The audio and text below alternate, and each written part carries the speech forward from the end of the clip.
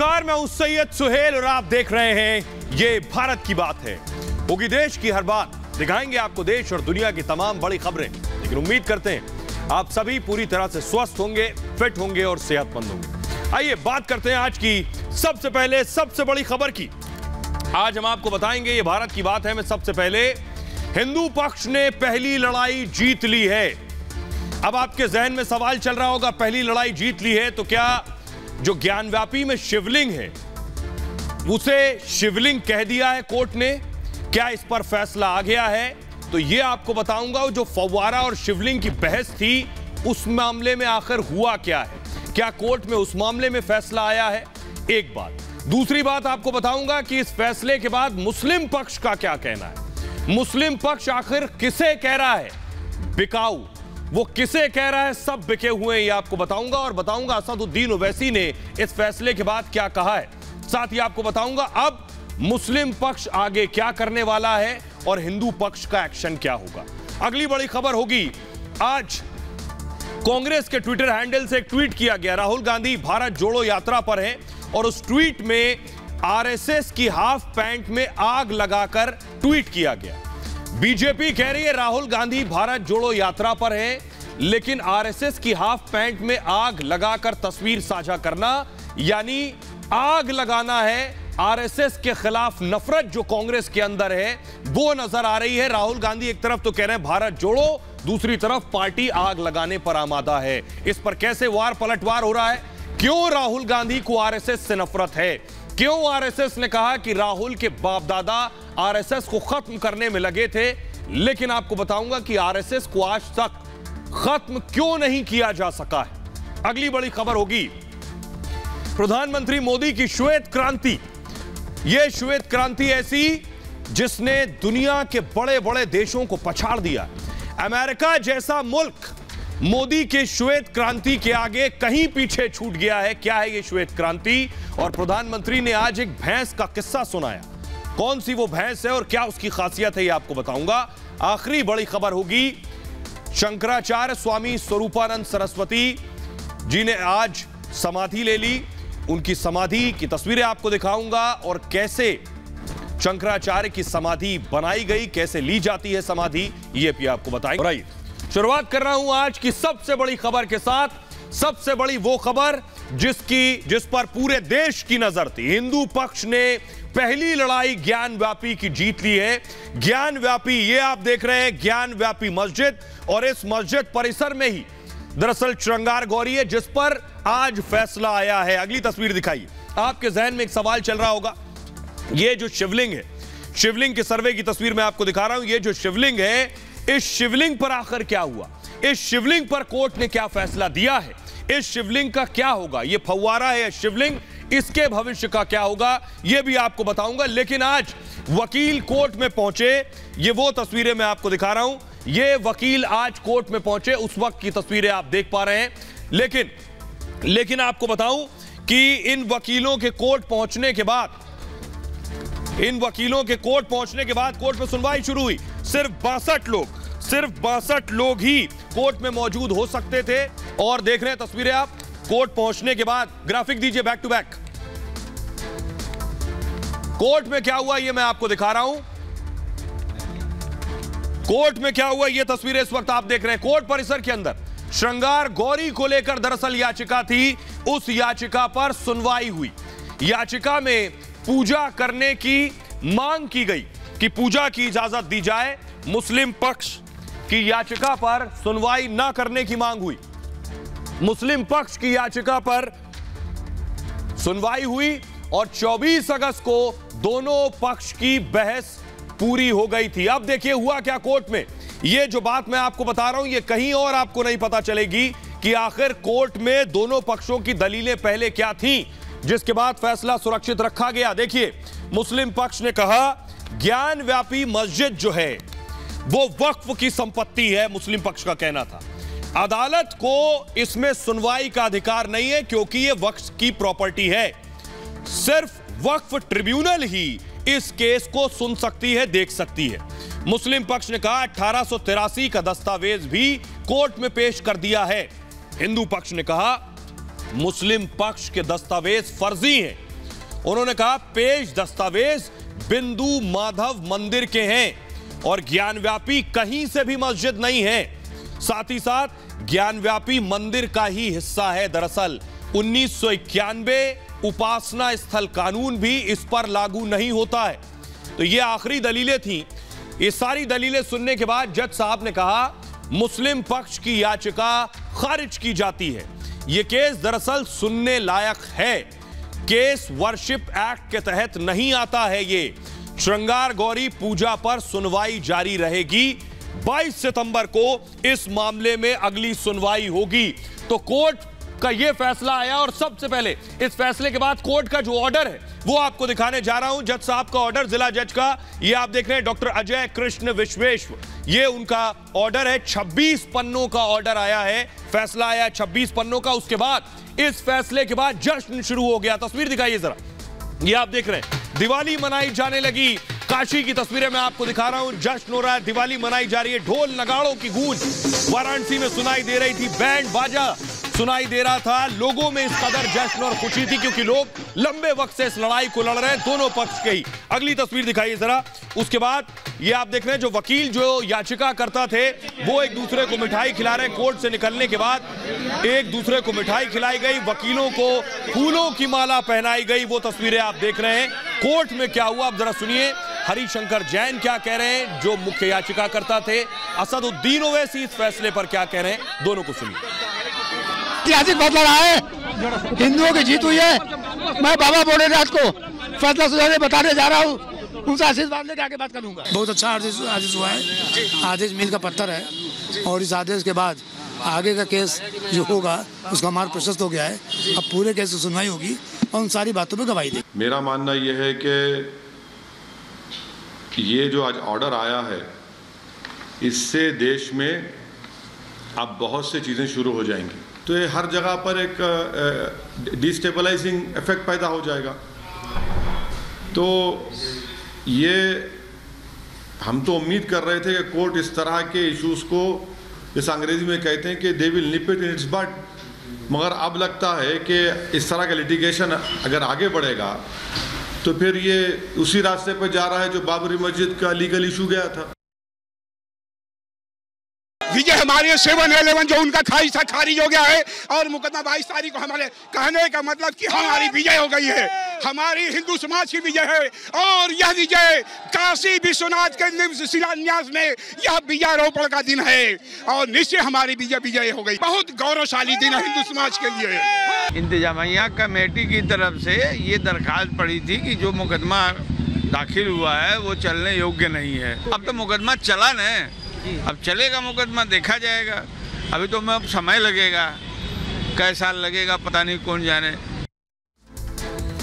आपको बता दूं आज जो फैसला आया है ये फैसला ही इस बात पर आया है कि इस मामले की सुनवाई होगी या नहीं। कोर्ट ने कहा है सुनवाई होगी, लेकिन इसके बाद मुस्लिम पक्ष के वकील जो हैं वो कह रहे हैं कि दरअसल सब बिके हुए हैं। यानी फैसला पक्ष में आता तो फैसला बहुत अच्छा था, फैसला पक्ष में आता तो कोर्ट भी बहुत अच्छा था, लेकिन फैसला खिलाफ आया तो अब सब बिके हुए हैं, सबके रेट लगा दिए गए। ये रिपोर्ट देखिए और सुनिए जरा।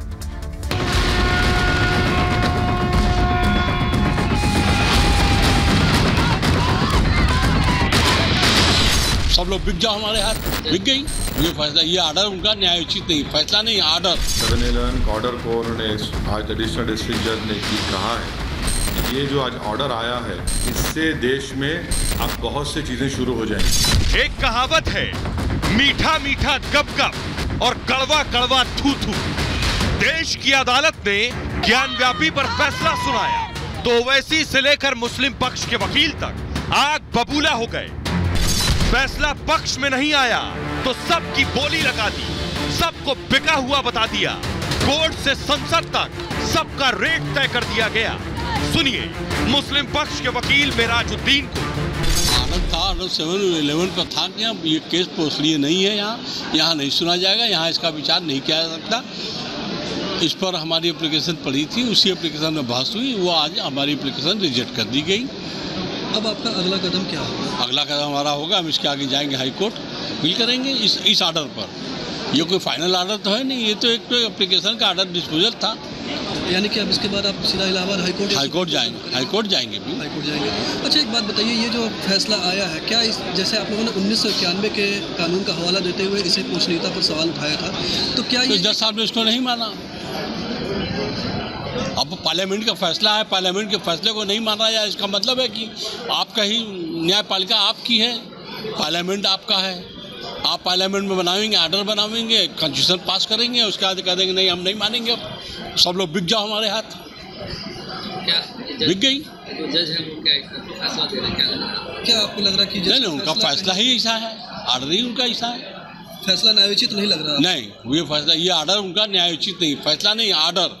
हाँ, उसी ऑर्डर उस एप्लीकेशन पर जो भी ऑर्डर किया वो न्यायोचित नहीं है, वो न्याय संगत नहीं है, लेकिन जज साहब ने अपने विवेक से फैसला लिया, हम उसका मान्य करते हैं। क्या आपको लगता है कि 1991 के अधीन में ये मामला आता है, लेकिन उसके बावजूद उसके बियॉन्ड उस पर उन्होंने कोई फाइंडिंग नहीं दी?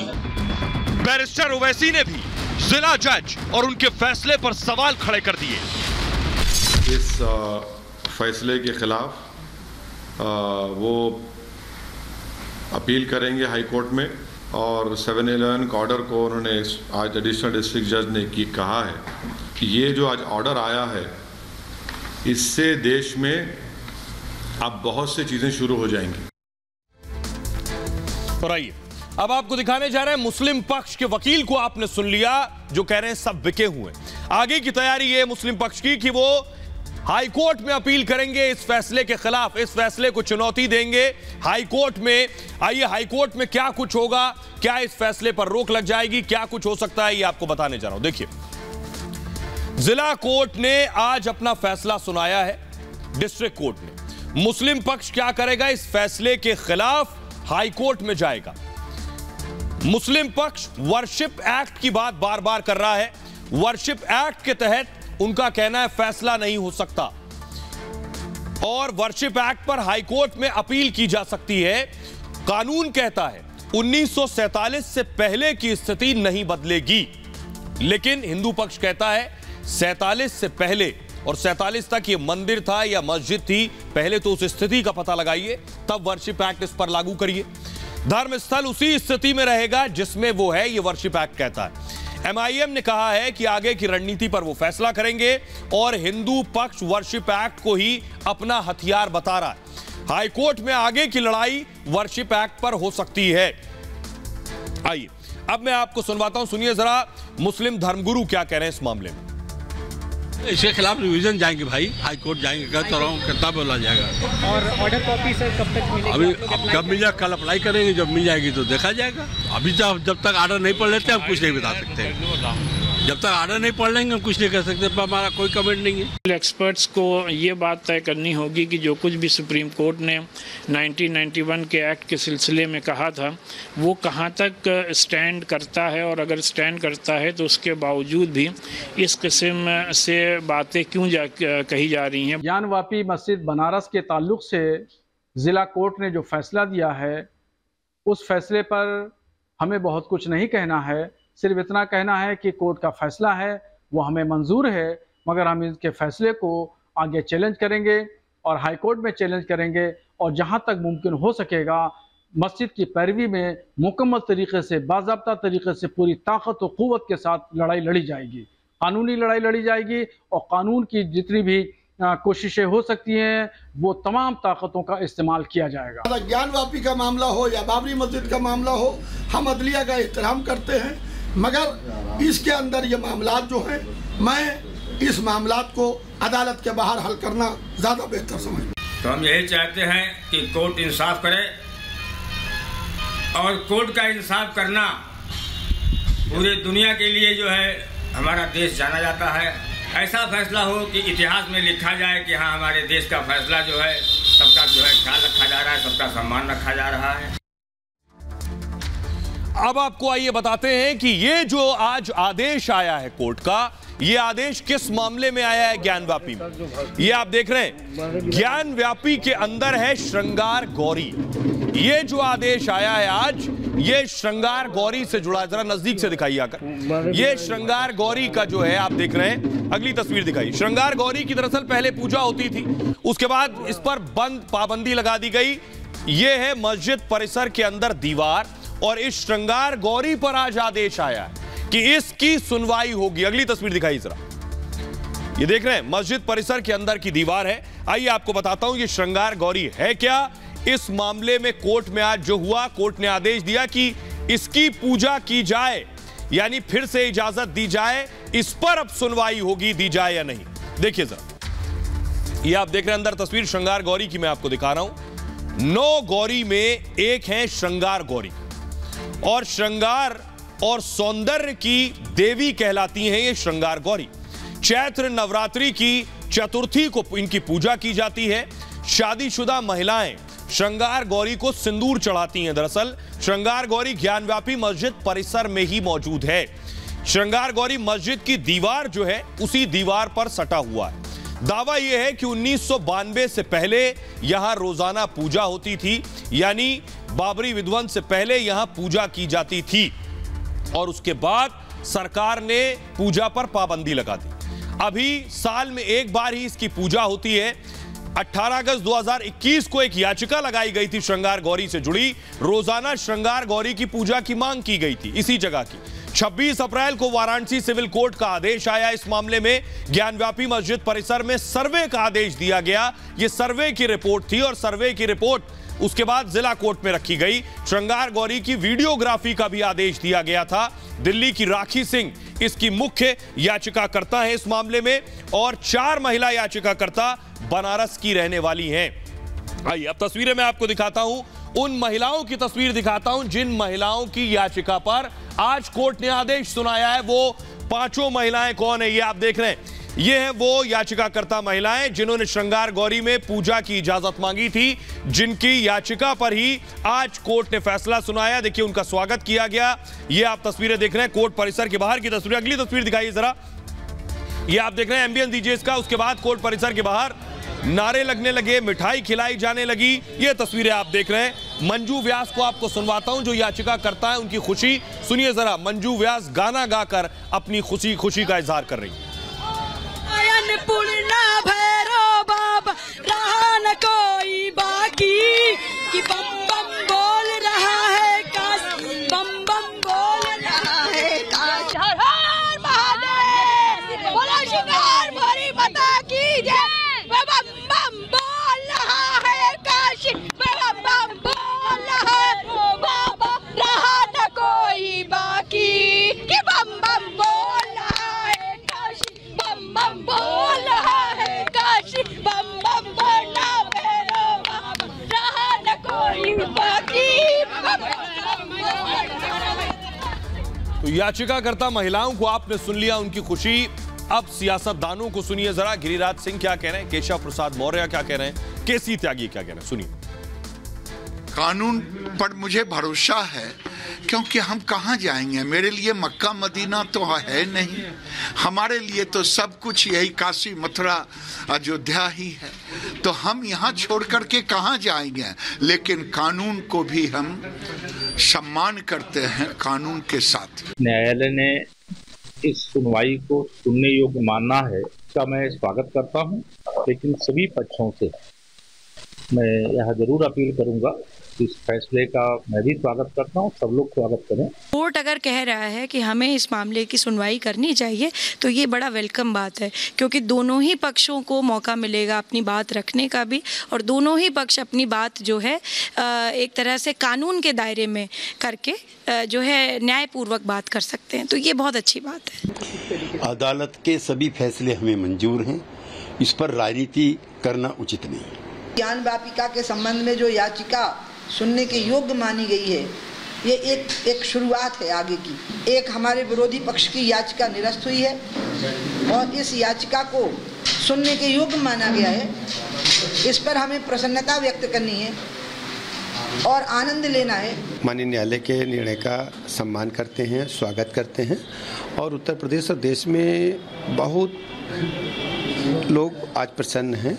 माननीय न्यायालय के निर्णय का इंतजार सब लोग कर रहे थे, और मुझे लगता है कि हमारी जिम्मेदारी है कि उत्तर प्रदेश में हम कानून का राज स्थापित करें।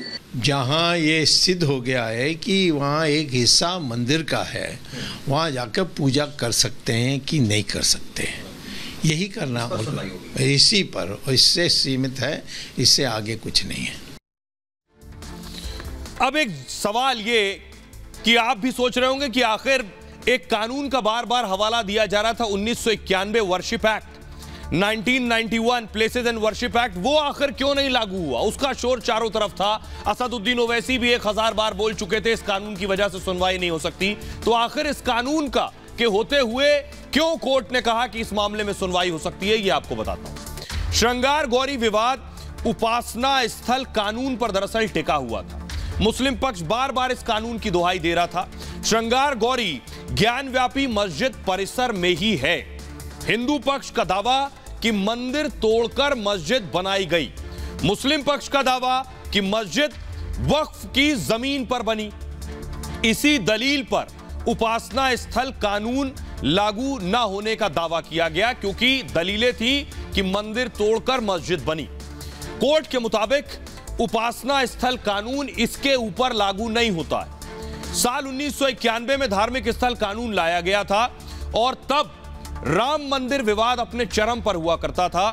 केंद्र में नरसिम्हा राव की सरकार थी सत्ता में और पूजा स्थल की यथास्थिति बनाए रखने का प्रावधान था। इसके लिए हुआ क्या कि 15 अगस्त 1947 की तारीख तय की गई कि इस तारीख तक जो धार्मिक स्थल जिस स्थिति में था वो हमेशा इसी स्थिति में रहेगा। ना ही मंदिर मस्जिद बनेगी और ना ही मस्जिद मंदिर बनाया जा सकेगा। कानून उल्लंघन पर 3 साल की सजा का प्रावधान हुआ। अब हिंदू पक्ष कह रहा है कि 1947 तक यह मंदिर था, यह मस्जिद था, पहले तो इसकी जांच होनी चाहिए, उसके बाद ही यह कानून उस पर लागू होगा। केवल अयोध्या विवाद अपवाद के तौर पर उस दौरान रखा गया था। ज्ञानव्यापी विवाद में सुप्रीम कोर्ट ने बहुत अहम टिप्पणी की। यह मामला जब पिछले महीनों सुप्रीम कोर्ट पहुंचा था तो सुप्रीम कोर्ट ने इस पर बहुत अहम टिप्पणी की थी। सुप्रीम कोर्ट ने ज्ञानव्यापी मस्जिद में सर्वे को गलत नहीं ठहराया था। मुस्लिम पक्ष कह रहा था सर्वे नहीं होना चाहिए, सर्वे गलत है। सुप्रीम कोर्ट ने कहा सर्वे गलत नहीं है। 1991 वर्शिप एक्ट जो है वो सर्वे से नहीं रोकता है किसी चीज के। एक बात, कानून उपासना स्थल के कैरेक्टर को जानने से नहीं रोकता है। 1991 का उपासना स्थल कानून यह कहता है कि मस्जिद मंदिर नहीं बन सकता, मंदिर मस्जिद नहीं बन सकता, लेकिन वो ये हरगिज नहीं कहता है कि किसी जगह की जांच करिए, ये जांच करिए कि वो मंदिर है या मस्जिद है। इससे यह कानून नहीं रोकता है, इसलिए इसके कैरेक्टर की जांच की जा सकती है। कानून केवल उपासना स्थल को बदलने से रोकता है, इसलिए इसकी जांच की जाए और वही हुआ। आइए अब आपको सुनवाता हूं, सुनिए जरा इस मामले में क्या कुछ कह रहे हैं विष्णु शंकर जैन और Asaduddin Owaisi. Places of worship act एक ब्लैंकेट लॉ नहीं है, केस टू केस उसके फैक्ट्स के हिसाब से डिपेंड करता है।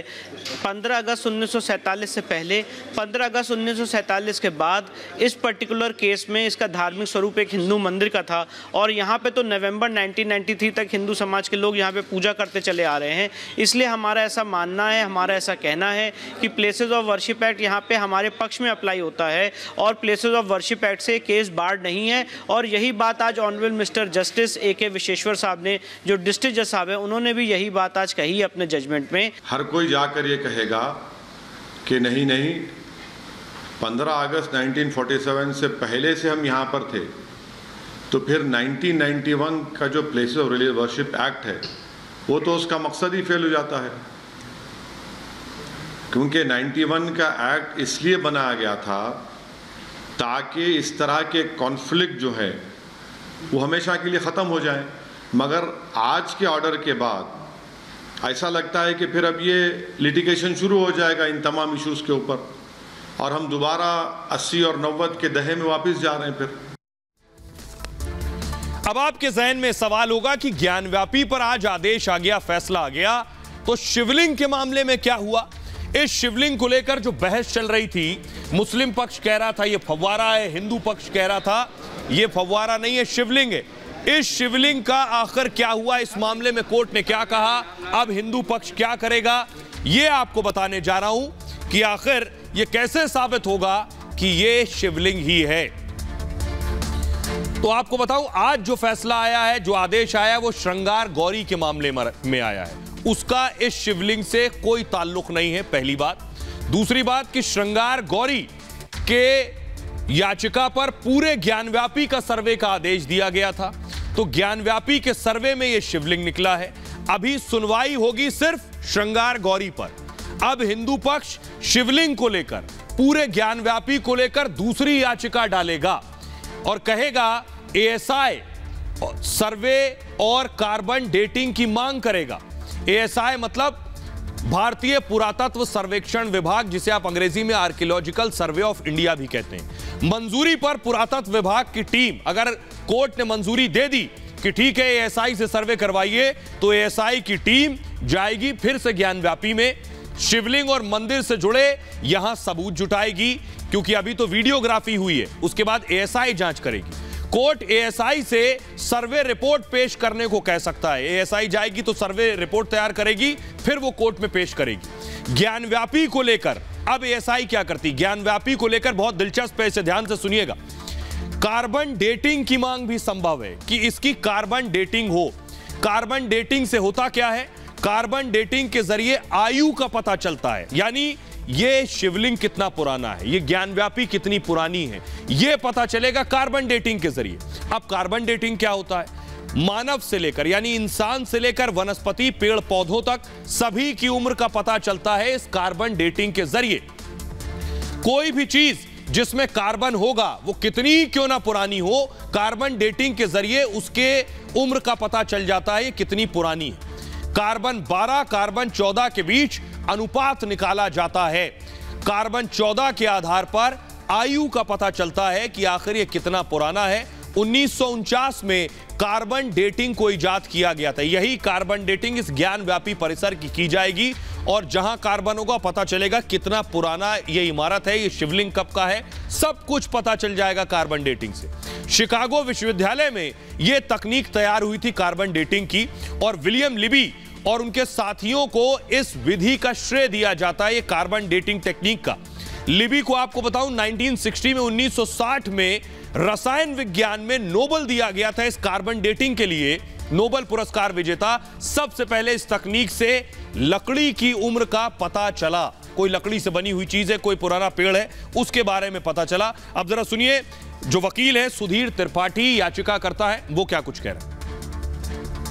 फैसला पूरे भारतीयों के पक्ष में है और फैसला न्याय के पक्ष में है, जो होना चाहिए। फैसला विधि सम्यक है, तर्क सम्मत है। न्याय प्रक्रिया में उनका कमीशन पर जो आपत्ति है न्यायालय ने आहूत किया पहले से पड़ा हुआ है। फिर हमारी एक है कि मलबा को हटा करके उसको पुनः कमीशन की कार्रवाई किया जाए, जिसको फब्बारा कहते हैं वो सीलिंग है, तो जब तक हटेगा नहीं कैसे ट्रायल होगा। और आइए अब आपको बताने जा रहा हूं कि आगे क्या होगा, हिंदू पक्ष क्या करेगा आगे, ये आपको बताने जा रहा हूं। ये देखिए जरा, ये आप देख रहे हैं, ये तस्वीर जो आप देख रहे हैं सर्वे के दौरान सामने आई। दीवारों पर त्रिशूल बने हुए थे, दीवारों पर हिंदू मंदिरों के, हिंदू धर्म से, सनातन धर्म से जुड़े हुए चिन्ह बने हुए थे। ये तस्वीर आप त्रिशूल की देख रहे हैं। अगली तस्वीर दिखाइए जरा, ये आप देख रहे हैं। उसके बाद जो बाहर की दीवारें थी उसमें एक शिवलिंग जैसी चीज भी रखी हुई थी, यह भी सर्वे रिपोर्ट में आया। अगली तस्वीर दिखाइए जरा, मूर्तियां भी दीवार पर बनी हुई थी। ये जो सारी चीज सर्वे में निकल कर आई, आपको बताऊं ये सारे तथ्य जो है ये रखे जाएंगे कोर्ट में। इन तथ्यों के आधार पर यह कहा जाएगा कि इसकी अब आगे एएसआई से जांच करवाई जाए। लेकिन आइए आपको बताता हूं कि ज्ञानव्यापी को लेकर मान्यता क्या है, क्या क्या कहा जाता है।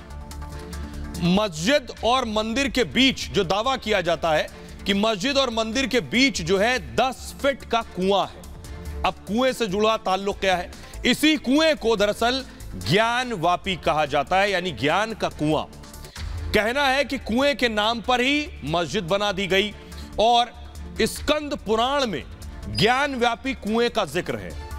तो सवाल यह है कि किसी पुराण में एक कुएं का जिक्र है, उस नाम से मस्जिद कैसे हो सकती है। लिखा है शिव ने अपने त्रिशूल से इस कुएं को बनाया था और यहीं पर भगवान शिव ने पार्वती को ज्ञान भी दिया था। साथ ही साथ इसलिए इस जगह का नाम ज्ञानव्यापी पड़ गया है। मान्यता है कि काशी का एक हिस्सा तोड़कर ज्ञानव्यापी बनाई गई और औरंगजेब ने मंदिर तोड़कर ज्ञानव्यापी बना दी, यह भी कहा जाता है। कुछ कहते हैं कि शकी सुल्तान ने मस्जिद को बनवाया है और 14वीं सदी में जौनपुर का जो शासक था शर्की सुल्तान, उसने इस मस्जिद को बनाया। कहते ये भी हैं कि अकबर ने मंदिर और मस्जिद दोनों बनाए हैं। नए मजहब दीन इलाही मंदिर और मस्जिद बनवाया इस नए मजहब के तहत। आइए अब आपको सुनवाता हूं, सुनिए जरा। मुस्लिम धर्मगुरुओं को शुरू में मैंने आपको सुनवाया, इस फैसले के बाद हिंदू धर्मगुरु क्या कह रहे हैं उन्हें सुनिए। न्यायपालिका पर सबको विश्वास करना चाहिए और न्यायपालिका है ही इसलिए कि जो सच्चाई है उसकी जीत होनी चाहिए। ये जिस तरह से ये जजमेंट आया है इससे हम लोग प्रसन्न हैं, उत्साहित हैं और आशा है हम लोगों को कि कुछ चंद दिनों में ही ये वहाँ का भी विवाद खत्म हो जाएगा और अयोध्या की तरह काशी में भी भव्य मंदिर बनेगा। जय श्री राम। जिस प्रकार से काशी विश्वनाथ मामले में भगवान विश्वेश्वर महादेव के पक्ष में निर्णय आया है और एक कहा लिया गया है, एक माननीय कोर्ट ने माना है इस बात को कि एक केस सुनने योग्य है और अब इसकी सुनवाई होगी। ये बात हम तो आप सुन रहे थे हिंदू धर्म गुरुओं को।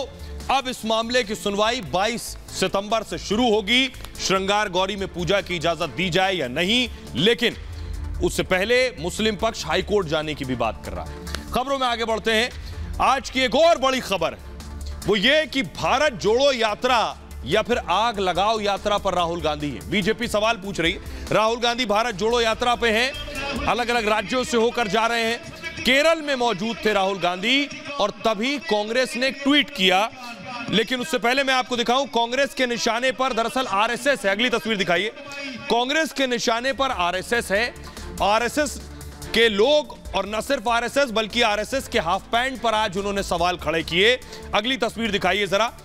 कांग्रेस ने नजदीक से दिखाइए, ये जो हाफ पैंट है आरएसएस की यूनिफॉर्म है, लंबे वक्त तक ये यूनिफॉर्म रही। कांग्रेस ने एक ट्वीट किया और लिखा 145 दिन बचे हैं और आरएसएस की इस हाफ पैंट में आग लगा दी गई। बीजेपी इस पर हमलावर है। पहले आपको बताता हूं आइए कि आखिर कैसे इसमें आग लगाई गई, क्या कांग्रेस की मंशा है इसके पीछे, ये आपको बताऊंगा मैं। दिखाई जरा ग्राफिक्स। आइए आपको दिखाता हूं कि आखिर ये जो ट्वीट किया गया इस ट्वीट में क्या है। देखिए जरा,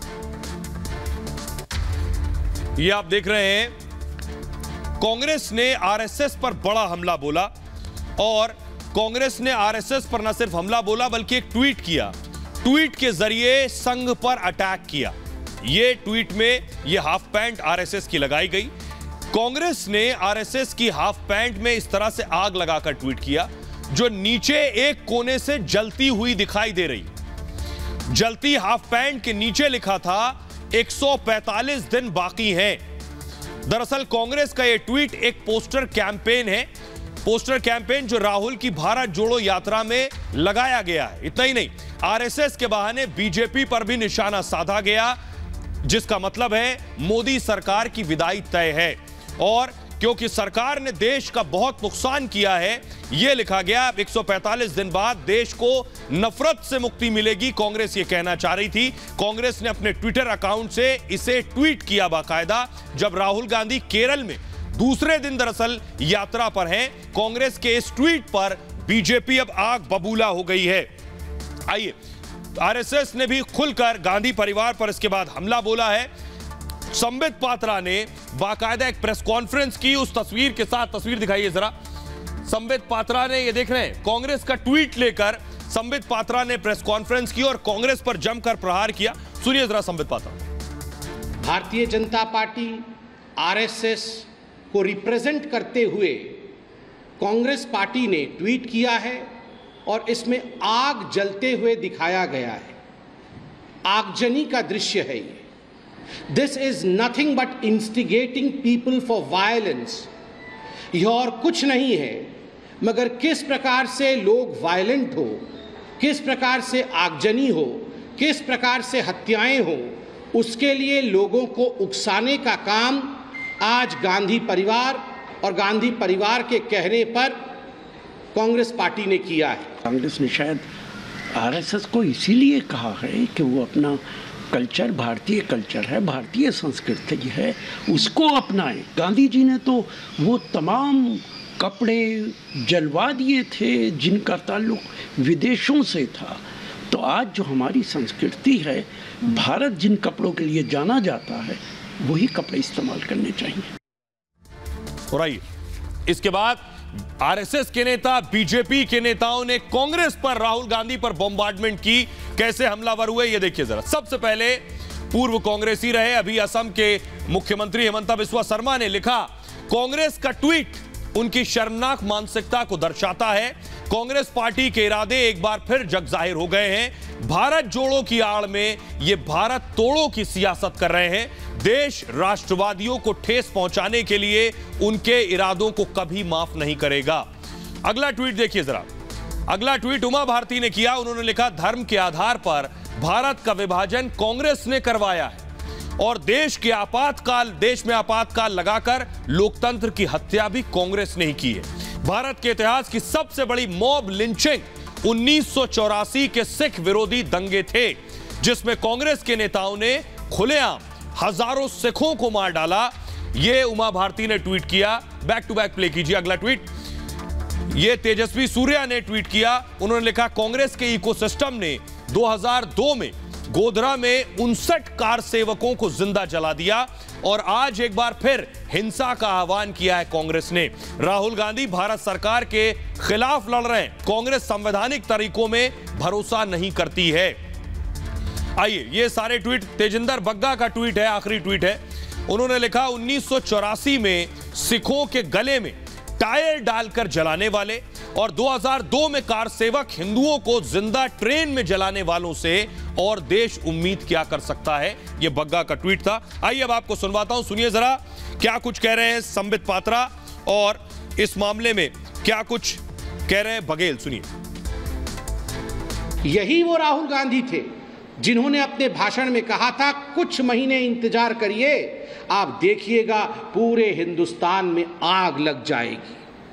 ठीक उसी प्रकार 2021 में किसान कानून के संबंध में जब फार्मर्स लॉ का विषय आया था, उस समय भी राहुल गांधी ने भाषण में कहा था कि जब किसान इस विषय में जानेंगे तो पूरे हिंदुस्तान में उन्हें आग लगा देना चाहिए। राहुल गांधी, आग से आपका इतना प्यार क्यों है? और केवल आपका ही नहीं, आपके पूरे परिवार का और कांग्रेस पार्टी का आग से प्यार है।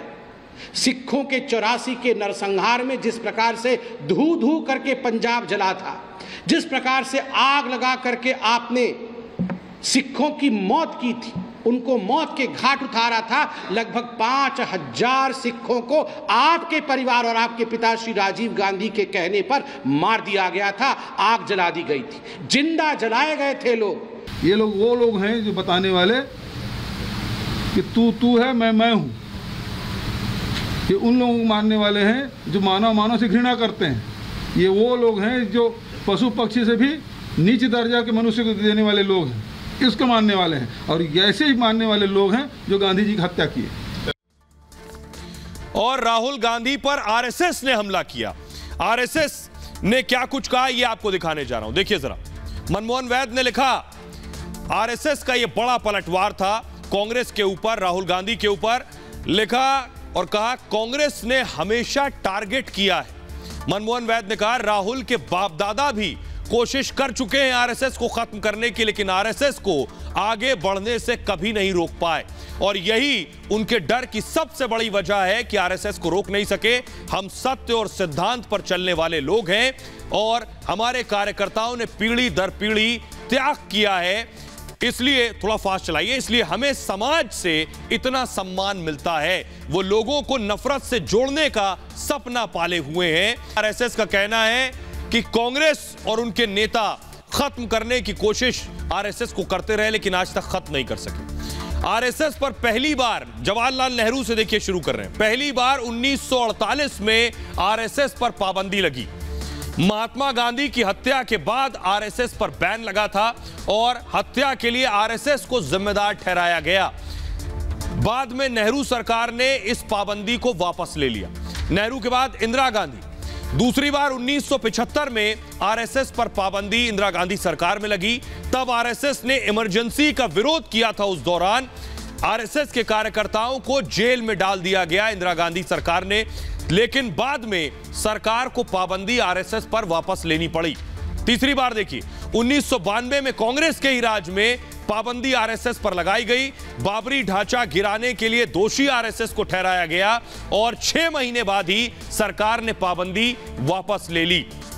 तो ये है जो आरएसएस ने किस तरह से आरएसएस पर कांग्रेस ने प्रहार किया। राहुल गांधी भी आरएसएस पर इसी तरह से हमला करते रहे, जरा सुनिए।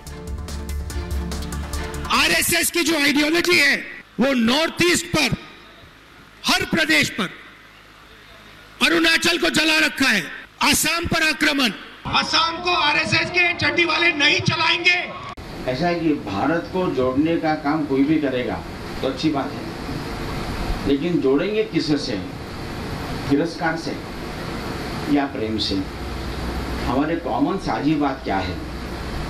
तो इस आध्यात्मिकता के भारत की पहचान, इस आध्यात्मिक के आधार पर भारत की पहचान को ही वास्तव में दुनिया में हिंदुत्व कहते हैं। बाकी तिरस्कार, हेट्रेड के आधार पर जोड़ने का प्रयत्न करेंगे, थोड़े पॉलिटिकल गिमिक जैसा लगेगा, लेकिन उससे भारत जुड़ेगा ऐसा नहीं है। अब एक बुनियादी सवाल है कि कांग्रेस आरएसएस को खत्म करने की कोशिश करती रही, लेकिन आखिर आरएसएस खत्म क्यों नहीं होता, क्यों आज तक समाप्त नहीं हो सका, यह आपको बताता हूं। दरअसल कांग्रेस की दुखती रग है संघ, और इसलिए कांग्रेस सियासी लड़ाई में भी संघ को टारगेट पर रखती है ताकि खोई हुई सियासी जमीन हासिल की जाए। राहुल गांधी की भारत जोड़ो यात्रा के 5वें दिन कांग्रेस का संघ पर अटैक करता हुआ ट्वीट जारी करना कांग्रेस की इसी मानसिकता को दर्शाता है। दरअसल कांग्रेस को लगता यह है कि बीजेपी आज जो भी है यह संघ की वजह से, और कांग्रेस की हालत इतनी खराब है तो उसके लिए भी संघ ही जिम्मेदार है। इसलिए राहुल और उनकी कांग्रेस संघ को निशाने पर लेती है। वैसे भी भारत जोड़ो यात्रा को सफल बनाने के लिए राहुल को पब्लिसिटी स्टंट चाहिए, और केरल जैसे राज्य में संघ को निशाने पर लेकर ही उन्हें पब्लिसिटी मिल सकती है, क्योंकि पिछले कुछ सालों से संघ ने केरल में जो पैठ बनाई है उसका एहसास कांग्रेस को भी है और केरल की लेफ्ट पार्टियों को भी है। कांग्रेस के इस ट्वीट से कांग्रेस को परोक्ष रूप से लेफ्ट का समर्थन मिल सकता है, यही उनकी कोशिश भी लगती है। दरअसल कांग्रेस बीजेपी से ज्यादा संघ पर इसलिए भी हमले कर रही क्योंकि 2 दिन पहले एक वीडियो आया जिसमें राहुल गांधी एक पादरी से यीशु मसीह के बारे में ज्ञान ले रहे हैं, और वो पादरी उन्हें ये बता रहा है कि ईसा मसीह ही असली भगवान है, हिंदू देवी देवता है बस काल्पनिक है। ऐसे में कांग्रेस राहुल के इस विवाद से बाहर निकालने के लिए संघ पर हमले कर रही है। आइए, तो वजह यह है कि संघ, ये वजह है कि कभी संघ खत्म नहीं किया जा सकता। आइए खबरों में आगे बढ़ते हैं। आज मोदी की श्वेत क्रांति की बात करते हैं। आज की अगली बड़ी खबर है प्रधानमंत्री मोदी की श्वेत क्रांति। प्रधानमंत्री आज ग्रेटर नोएडा में थे और श्वेत क्रांति ने हिंदुस्तान को सबसे आगे लाकर खड़ा कर दिया। आप सोचिए, अमेरिका पीछे है, ब्रिटेन पीछे है, फ्रांस पीछे है, डेनमार्क पीछे है, इटली पीछे है, यूरोप की सारी कंट्रीज भारत के पीछे हैं। प्रधानमंत्री मोदी और योगी आदित्यनाथ एक साथ थे। आखिर ऐसा क्या किया है, क्या है मोदी की श्वेत क्रांति जिसने पूरी दुनिया को पछाड़ दिया है और हिंदुस्तान सबसे आगे खड़ा है? ये रिपोर्ट देखिए।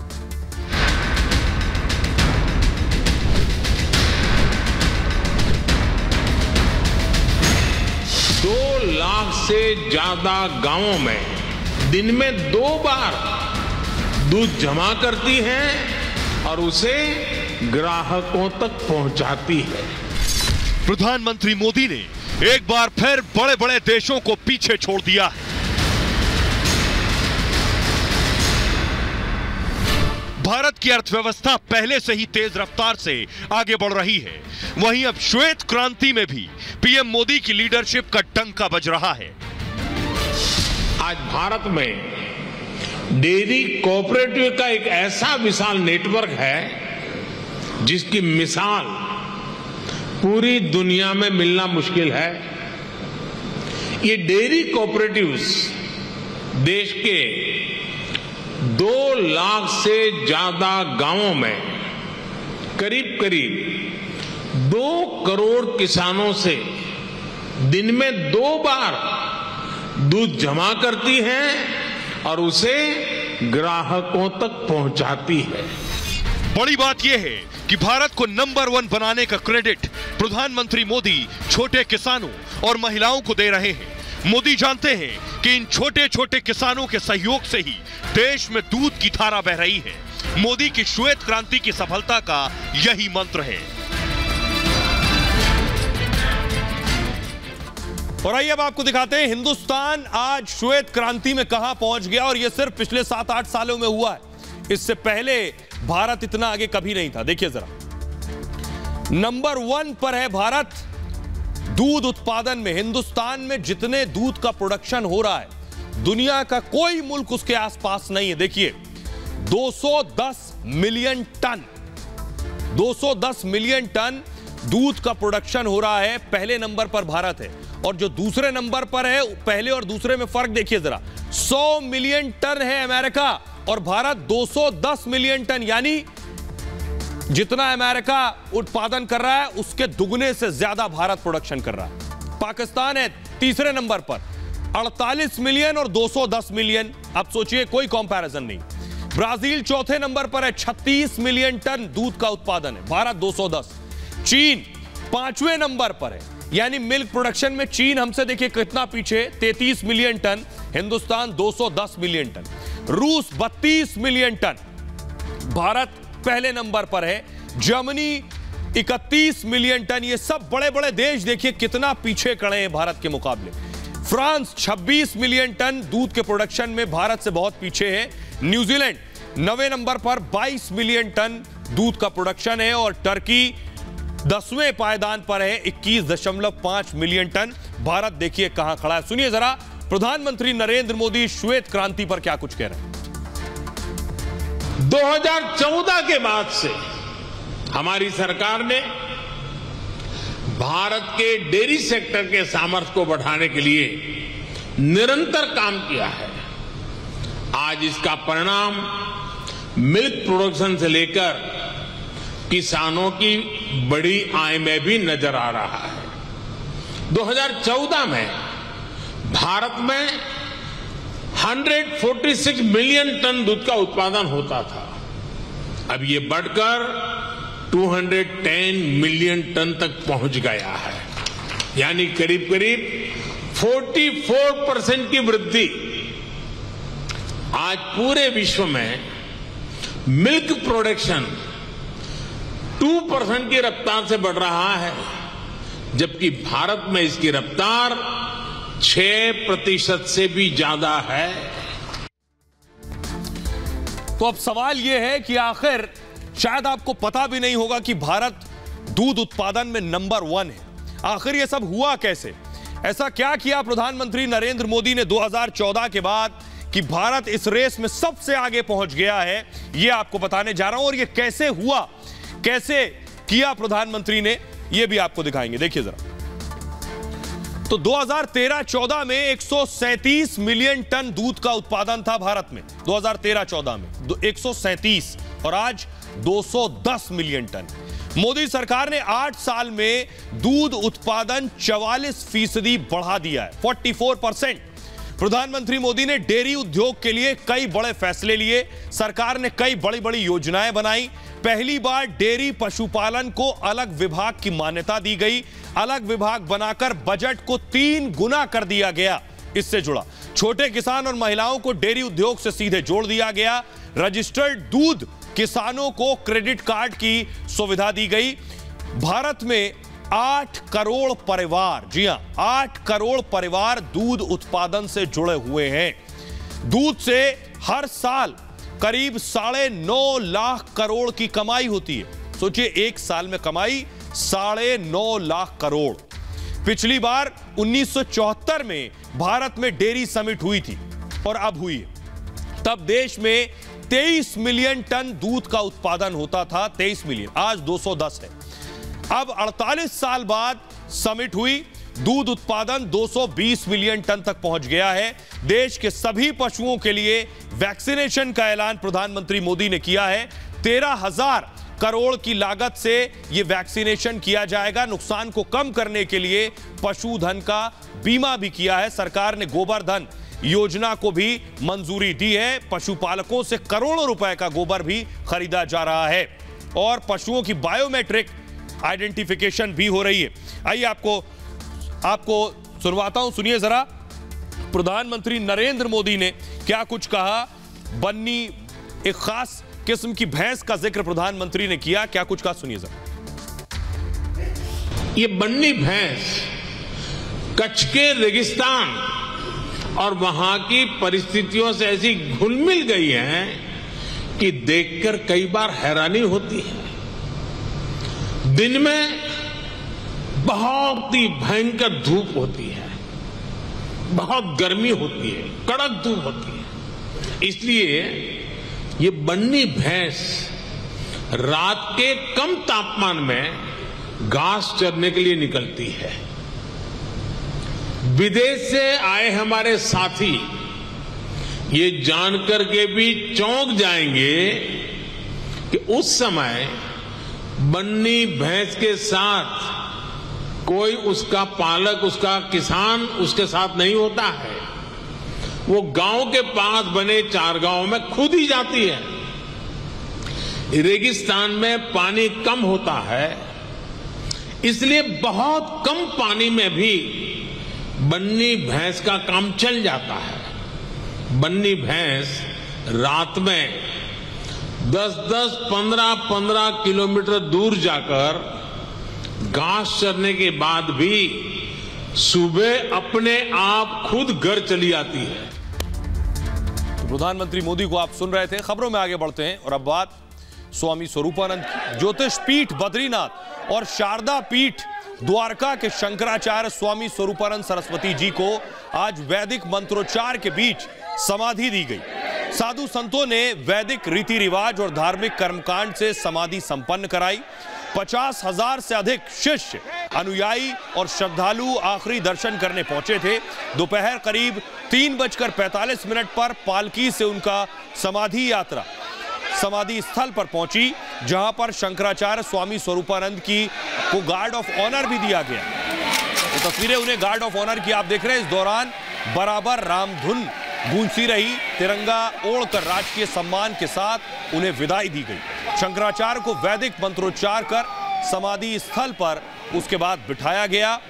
समाधि के चारों ओर, अगली तस्वीर दिखाई, समाधि के चारों ओर हजारों की संख्या में भक्त नम आंखों से अपने गुरुदेव को निहार रहे थे। शंकराचार्य के दर्शनों के लिए अनुयायियों के साथ साथ दिग्गज हस्तियां भी पहुंची थी। मध्य प्रदेश के सीएम शिवराज सिंह चौहान अंतिम दर्शन के लिए पहुंचे थे, तो वहीं कांग्रेस के नेता और पूर्व सीएम कमलनाथ ने भी शंकराचार्य के अंतिम दर्शन किए हैं। आइए अब आपको दिखाता हूं कि 1924 को मध्य प्रदेश के सिवनी में उनका जन्म हुआ। ब्राह्मण परिवार में स्वरूपानंद का जन्म हुआ। बचपन का नाम उनका पोथीराम उपाध्याय था।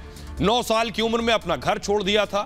स्वरूपानंद जी ने धर्म की यात्रा शुरू की। इस दौरान स्वरूपानंद ने उत्तर प्रदेश के काशी पहुंचे। वो करपात्री महाराज से शास्त्रों की शिक्षा ली उन्होंने। 1942 में अंग्रेजों भारत छोड़ो आंदोलन में भी शामिल हुए और सिर्फ 19 साल में क्रांतिकारी साधु के रूप में प्रसिद्धि भी हासिल की।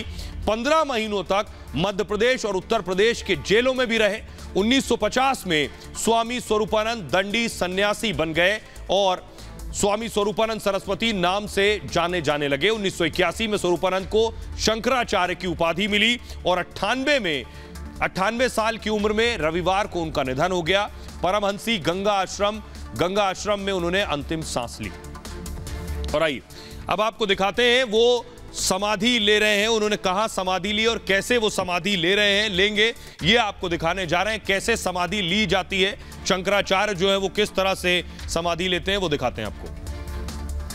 दरअसल ये जो तस्वीर मैं आपको दिखा रहा हूं ऐसी ही होती है जहां समाधि दी जाती है। ऐसी जगह हिंदू धर्म में अंतिम संस्कार किया जाता है दरअसल, और बच्चों की मौत पर दफनाने की परंपरा है।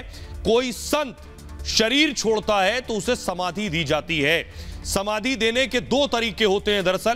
पहला, जल समाधि, बहते जल में छोड़ दिया जाता है, और दूसरा होता है भू समाधि, शरीर को दफनाया जाता है। इसमें सन्यासियों को अग्नि के सीधे स्पर्श की दरअसल मनाही होती है, इसलिए संतों को समाधि देने की परंपरा है।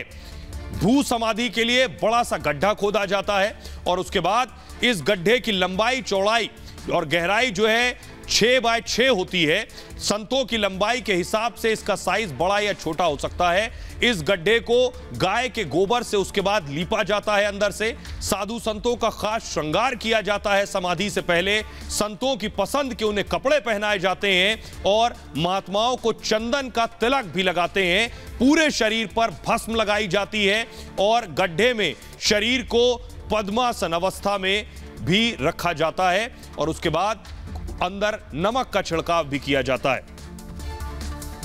तो बहरहाल ये भारत की बात है में इतना ही। आप अपना बहुत ख्याल रखिए। एक छोटे से ब्रेक के लिए रुक रहे हैं, लौट रहे हैं कुछ और बड़ी खबरों के साथ।